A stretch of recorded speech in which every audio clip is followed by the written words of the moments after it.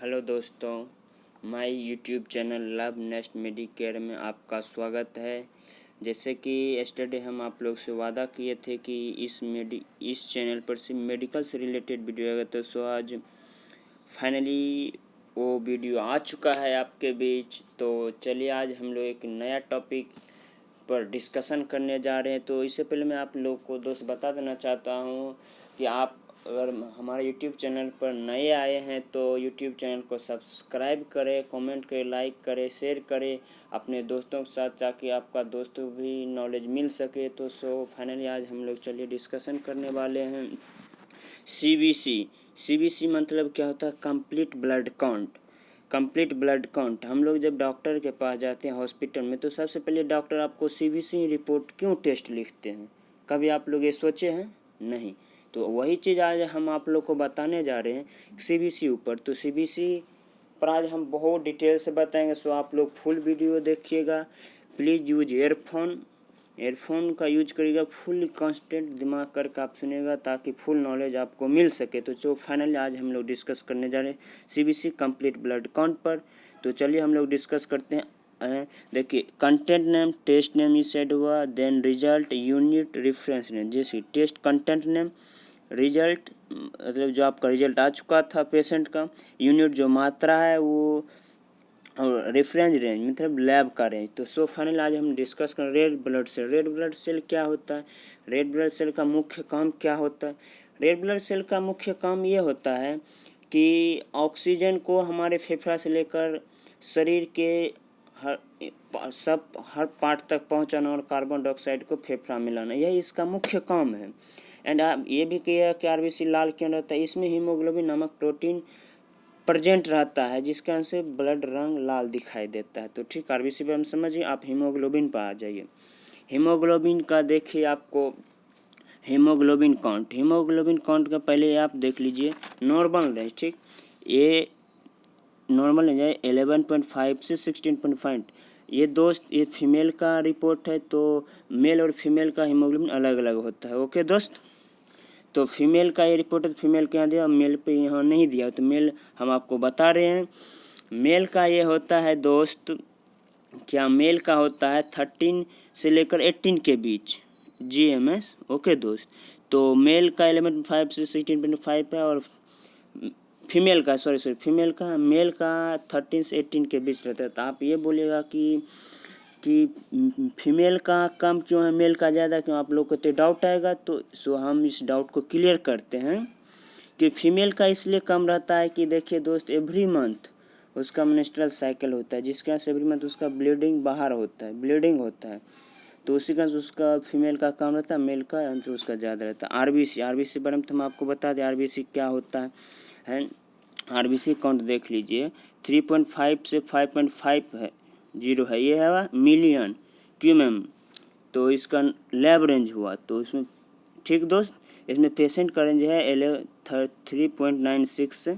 इसका लैब ठीक है, इसका रिपोर्ट ठीक है। ओके दोस्त, तो RBC आप ये समझिएगा दोस्त कि ज़्यादा अगर कम होने से क्या कारण होगा। देखिए, तो जनरल RBC कम अगर होता है आपका, तो लाइक डेट एनीमिया होगा, जॉन्डिस जैसे बीमारी होता है। ठीक, PCV अब आगे, PCV मीन्स होता है पैक्ड सेल वॉल्यूम। ओके दोस्त, इसका नॉर्मल नहीं। देखिए, मैं ऑलरेडी पहले आपको बता दिए, ये फीमेल का रिपोर्ट है। तो फीमेल का आ रहा है आपको 35 से 55 के बीच, जबकि मेल का आता है 42 से 58 के बीच। ओके दोस्त, नॉर्मल रेंज। तो ये फीमेल का, मैं आपको पहले बोल दिया फीमेल का है, और मेल फीमेल का अलग अलग होता है। ओके, इसका आप ये बोलिएगा अगर ज़्यादा होगा कम होगा तो क्या होगा दोस्त? इसमें एक्चुअली ये होता है, अगर हाई हो रहा तो आपके शरीर में अंदर खून का गड्ढा होते चला जा रहा है। आखिर क्यों गड्ढा होते जा रहा है, इसके रीज़न क्या है? जबकि हमारे शरीर में पानी का तब गड्ढा होता है जब हमारे शरीर से पानी बाहर निकल रहा है, जैसे डिहाइड्रेशन हो रहा है, आपको वॉमिटिंग हो रहा है, लूज स्टूल हो रहा है। इसके कारण से आपका खून गड्ढा होता है। क्यों? शरीर से पानी बाहर होगा तो हकीकत है कि ब्लड आपको गड्ढा होते जा रहा है। तो इसके कारण से RBC की मात्रा बढ़ जाएगा, इसमें इसमें पीसीबी की मात्रा बढ़ जाएगा।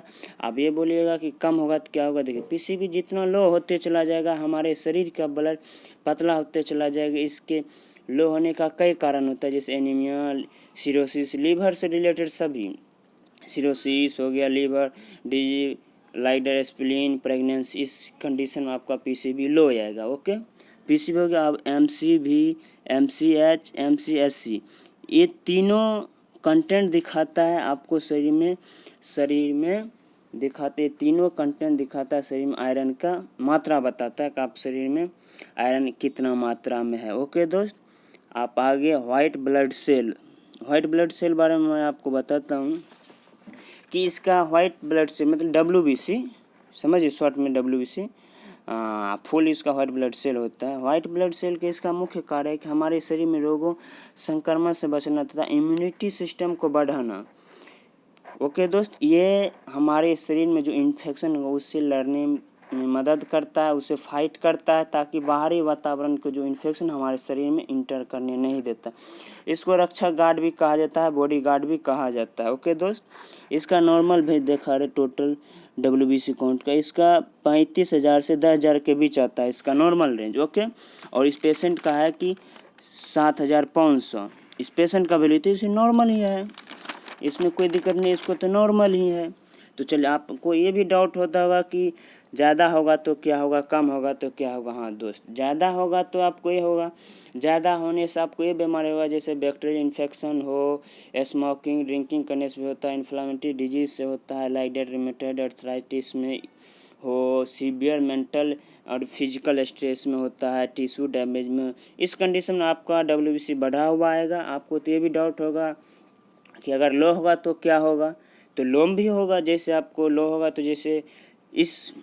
होगा तो जैसे आपको देखना पड़ेगा सीवियर बैक्टीरियल इन्फेक्शन हुआ हो, जैसे वायरल इन्फेक्शन हो, बोन मेरो हो, कैंसर से, जैसे कोई पेशेंट को होता है कैंसर का चलता है ना ट्रीटमेंट में, उस कंडीशन में कैंसर जो मेडिसिन खाता है उस मेडिसिन क्या होता है, WBC की संख्या लो हो जाता है। ओके, ऑटो इम्यून डिजीज हो। अब उसके बाद आया न्यूट्रोफिल, क्या आ रहा है, हाँ न्यूट्रोफिल आ रहा है। न्यूट्रोफिल को पॉलीमर्स भी कहा जाता है दोस्त। इसका नॉर्मल रेंज आ रहा है, नॉर्मल देखिए 40 से 75 इसका नॉर्मल लैब रेंज हुआ। इस पेशेंट का है 61, इसका तो ठीक ठाक है, इसमें कोई तरह तकलीफ नहीं है।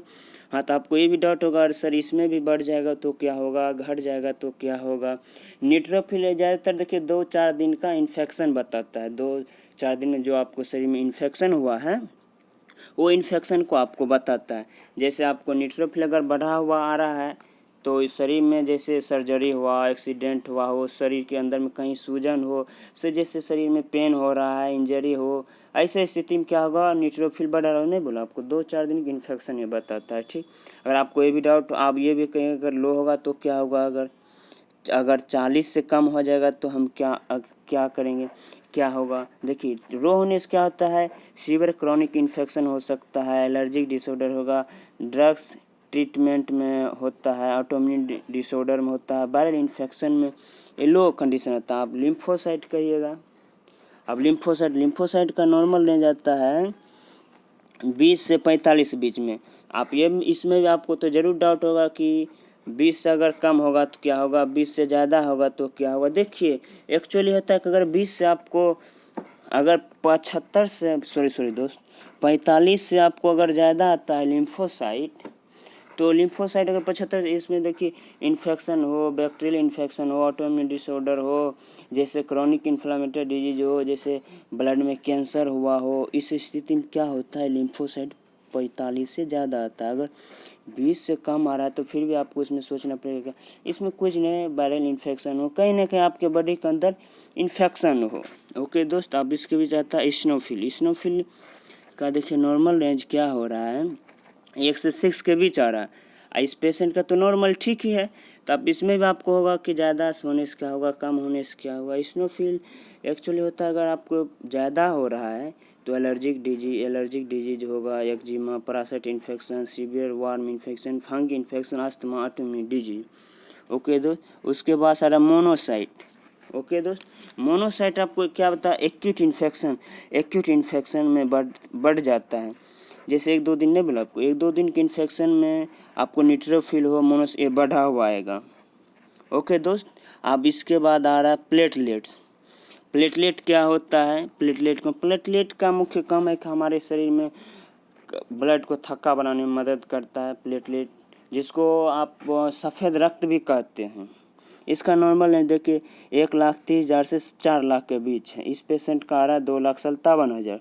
तो इसका नॉर्मल ही है। अगर आपको इसमें भी आप तो कहिएगा कि सर अगर इसमें भी प्लेटलेट जनरली देखिए अगर प्लेटलेट अगर नॉर्मल लेंस से कम आ रहा है 70 से अगर 75,000 है तो डॉक्टर आपको मेडिसिन में ही मैनेज कर लेगा। बट अगर आपको 20,000 से 25,000 है तो आपको बहुत ज़रूरी बोलेगा कि सफ़ेद रक्त चढ़ा जिसको प्लेटलेट कहते हैं उसको आपको चढ़ाने के लिए बोलेगा इमीडिएटली।